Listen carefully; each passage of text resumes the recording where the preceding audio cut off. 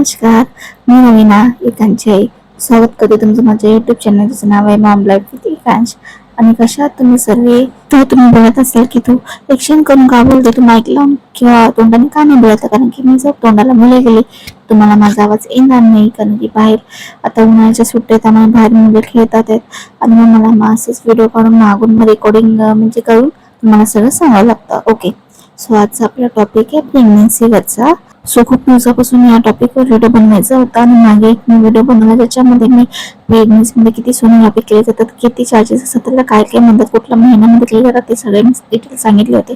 आणि ह्या व्हिडिओमध्ये मी तुम्हाला सांगणार आहे की पोट कधी दिसतं, म्हणजे सगळ्यांनाच म्हणजे प्रेग्नंटच्या महिन्यात त्या सगळ्यांनाच एकदम उत्सुकता असते. मलाही होते की आपलं पोट कधी दिसू लागतं वगैरे, तर कुठला महिना कुठला आठवतात ते दिसतं, तर ते सगळं ह्या व्हिडिओमध्ये मी तुम्हाला सांगणार आहे. ओके, तर प्रेग्नन्सीच्या 4थ्या महिन्यामध्ये आपलं पोट बाहेर येतं आणि 5व्या-6व्या महिन्यामध्ये ते छान असा आकार घेतं. पहिले 3 महिने म्हणजे 1 ते 12 आठवडे या काळात आपल्या बाळाच्या शरीराचे महत्वाचे अवयव तयार होऊ लागतात.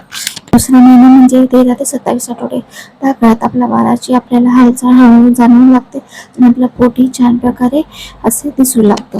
जर तुमचा पहिला बेबी असेल तर तुम्हाला 5व्या किंवा 6व्या महिन्यात थोडं उशीर का असेल हालचाल जाणवेल, आणि जर तुमचा सेकंड बेबी असेल तर तुम्हाला 4थ्या महिन्याच्या एंडपासूनच हालचाल जाणवू लागते. आणि हालचाल एकदम आपल्याला गुळगुळीसारखी होते. आधी आपल्याला कळत नाही की खरंच बाळाची हालचाल आहे किंवा काय आहे, तर तेव्हा पोटामध्ये बाळाच्या आपल्या म्हणजे बोलतात ना, कधी डोकं कधी हात असं हळूहळू आपल्या पोटाभोवती फिरत असतं, ते आपल्याला लागतं. ओके, आणि फायनल जो आठवडा असतो आपला 3रा आठवडा म्हणजेच 3रा महिना, 7, 8, 9 हे आपले शेवटचे महिने असतात. आणि शेवटचा जो आठवडा असतो तो आपला 28 ते 40 आठवड्यापर्यंत असतो. या आठवड्यामध्ये बाळ पूर्णपणे जन्मासाठी तयार झालेले असते. जर तुमचे 9 दिवस म्हणजे 40 हप्ते होऊन गेले असेल, तुम्हाला 10वा हप्ता म्हणजे 41 हप्ता चालू झाला असेल, तर तुम्हाला लेबर पेनसाठी डॉक्टरकडे जाणं गरजेचं आहे. आणि हाय रिस्क प्रेग्नन्सी ही आपल्याला 35व्या आठवड्यापासून चालू होते, म्हणजेच 7व्या महिन्यात जर तुमची डिलिव्हरी झाली असेल किंवा 8वा किंवा 9वा, तर ती हाय रिस्क प्रेग्नन्सी मानली जाते. जर तुमच्या आधीची काही हिस्ट्री किंवा तुम्हाला PCOD किंवा माझ्यासारखं थायरॉइड इश्यूचा प्रॉब्लेम असेल किंवा अजून कुठल्या तरी काही गोष्टीचा प्रॉब्लेम असेल, तर तुम्हाला वारंवार चांगल्या प्रकारे डॉक्टरकडे चेकअपसाठी जाण्यासाठी गरजेचं आहे. जशी मी जात होती, तुम्ही BMC मध्ये नाव टाका किंवा प्रायव्हेटमध्ये नाव टाका, पण जेव्हा जेव्हा तुमचं चेकअप आहे तेव्हा तेव्हा तुम्ही डॉक्टरला जाऊन विजिट करून तुमच्या मनातले सगळे प्रश्न विचारणे गरजेचे आहे. त्यानंतर परत एकदा सांगते की सोनोग्राफी किती केले जातात. पहिली असते ती हार्डवेअर सोनोग्राफी, दुसरी असते NT स्कॅन, तिसरी असते ती NMR स्कॅन, चौथी असते प्रो स्कॅन, 5वी पण असते ग्रो स्कॅन. मागच्या व्हिडिओमध्ये चार्जेस किती हप्त्यानुसार केले जाते, काय केले जाते, सगळे डिटेल्समध्ये सांगितले होते. तुम्ही प्लीज एकदा जर तुम्हाला काही प्रॉब्लेम असेल किंवा कळत नसेल तर तुम्ही तो जाऊन व्हिडिओ बघू शकता. आणि हो, किती महिन्यामध्ये किती हप्ते असतात हे समजायला थोडं म्हणजे उशीर लागतं किंवा कन्फ्युजन होतं, ते मलाही होतं. आणि माझ्याकडे तो परफेक्ट असा चार्ट आहे, मी तुम्हाला सांगते तसं मी बाजूला लावेलच. आणि तुम्हाला अजून काही डिटेल्समध्ये विचारायचं असेल किंवा माझं काही सांगायचं राहिलं असेल तर तुम्ही प्लीज मला कमेंट करून सांगा किंवा विचारा.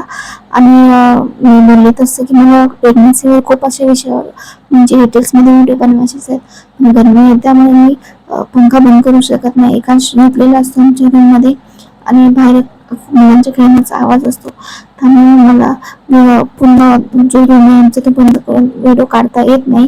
कारण त्यामुळे मला असं ॲक्शन करून बोलायला लागतं. मागे मग नंतर माझं सगळं रेकॉर्डिंग करून मी तुम्हाला सांगत असते, तर थोडंसं मागे पुढे हालचाल किंवा बोलण्याचं हे होतं, तुम्ही ते इग्नोर करून फक्त जी माहिती दिली ती स्टेप बाय स्टेप लक्षात ठेवा की प्रेग्नन्सीमध्ये काय काय असतं, कधी काय केलं जातं. ते सोनोग्राफी जसं सांगितलं तसं मी किती हप्ते असतात वगैरे. आणि बाहेर खूप आवाज येतोय तेच मी तुम्हाला व्हिडिओमध्ये सांगते, त्यामुळे मला पॉसिबल नाही की माईक लावून बोलणं, कारण की मला आवाज जास्त येत नाही, तर तुम्हाला आता तो येणारच नाही, तो शक्यच नाही आहे. आणि बस एवढी सगळी डिटेल्समध्ये मला सांगायचं होतं. आणि जर तुम्हाला माझा व्हिडिओ आवडला असेल तर प्लीज मला चॅनल म्हणजे सबस्क्राईब करा. माझा जो चॅनल आहे तो प्रेग्नन्सी आणि बेबी मुवमेंट्सवरचाच आहे, म्हणजे जी डेली लाईफमधल्या किंवा एकांच्या हॅपीनेसबद्दल प्रेमाबद्दल आम्ही सगळ्या व्हिडिओमध्ये शेअर करणार आहे. तर मला खूप सारे प्रेग्नन्सीचे माहितीचे व्हिडिओ अजून बनवायचे आहेत, मी बनवणारच. जसं मला हळूहळू टाईम भेटेल तसं मी टाकत जाईल. सो तुम्हाला माहिती असेल किंवा वाटलं की हा विषय राहिला की हा विषय बोल, तर प्लीज मला कमेंट करून नक्की सांगा, नक्की त्या विषयावर व्हिडिओ बनेल. आणि व्हिडिओ आवडल्यास प्लीज माझ्या चॅनलला लाईक सबस्क्राईब करा.